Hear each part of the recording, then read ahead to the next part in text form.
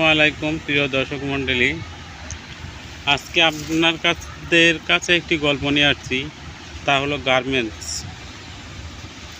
আপনারা ভেবে দেখুন তো, বাংলাদেশের শত শত গার্মেন্টস না থাকলে আজকে বাংলাদেশের এই গরিব দুঃখী মানুষ কোথায় দিয়ে বা থাকতো, কী খেয়ে বাঁচত?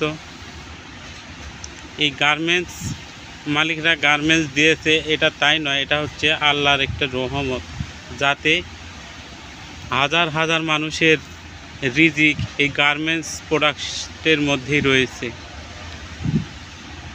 এটা একটা আল্লাহর একটা লীলা খেলা। এটা আল্লাহ আমাদেরকে রুজি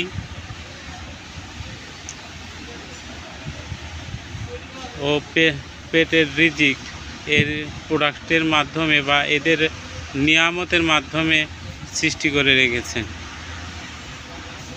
আর আল্লাহ সব কিছুই আগে থেকেই জানে, কে কোথায় থেকে কিভাবে রিজিক আহরণ করবে।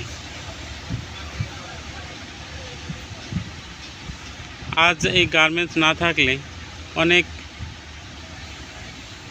গরিব দুঃখী লোক না খেয়ে অনাহারে থাকতো।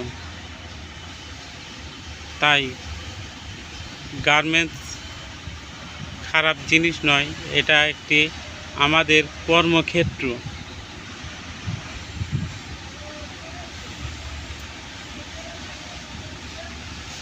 কাজকে কখনো আমরা ছোট করে দেখব না।